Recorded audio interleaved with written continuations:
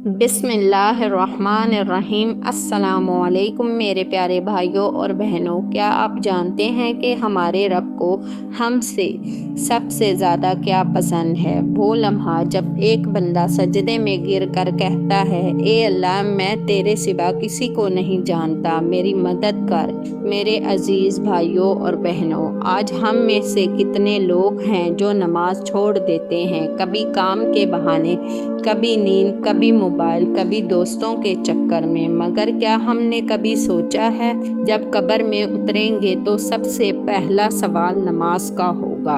अल्लाह फरमाता है, फ़वैलुल लिल मुसल्लिन अल्लज़ीना हुम अन सलातिहिम साहून। तबाही है उन नमाजियों के लिए जो अपनी नमाज़ों से गाफिल हैं।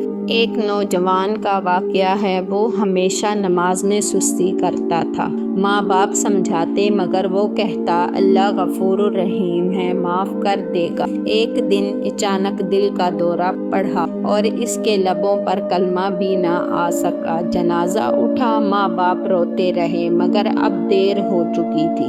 क्या हम भी इसी अंजाम की तरफ बढ़ रहे हैं? नमाज सिर्फ फ़र्ज़ नहीं, ये अल्लाह से राब्ता है, सुकून का ज़रिया है। जब दिल रो रहा हो, जब दुनिया ने छोड़ दिया हो, तो नमाज वो दरवाज़ा है जो अल्लाह की रहमत तक पहुँचाता है। आज से वादा करें, नमाज को वक्त पर पढ़ेंगे, किसी हाल में नहीं छोड़ेंगे और दूसरों को भी नमाज की दावत देंगे।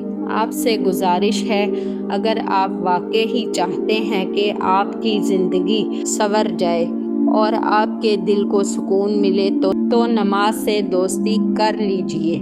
नमाज छोड़ने वाले अपने रब से कट जाते हैं और नमाज कायम करने वाले अल्लाह के सबसे करीब हो जाते हैं। अल्लाह ताला हमें 5 वक्त की नमाज कायम करने की तौफीक अता फरमाए, आमीन। अगर ये बात आपके दिल को लगी हो तो बराए करम इस वीडियो को लाइक करें, अपने दोस्तों और रिश्तेदारों के साथ ज़रूर शेयर करें। किसी का दिल बदल गया तो शायद आपकी बख्शिश का ज़रिया बन जाए। और हाँ, हमारे चैनल किस्सा-ए नूर को सब्सक्राइब करना ना भूलिएगा। फिर मुलाकात होगी नेक्स्ट वीडियो में। मुझे दुआओं में याद रखिएगा। खुदा हाफिज़।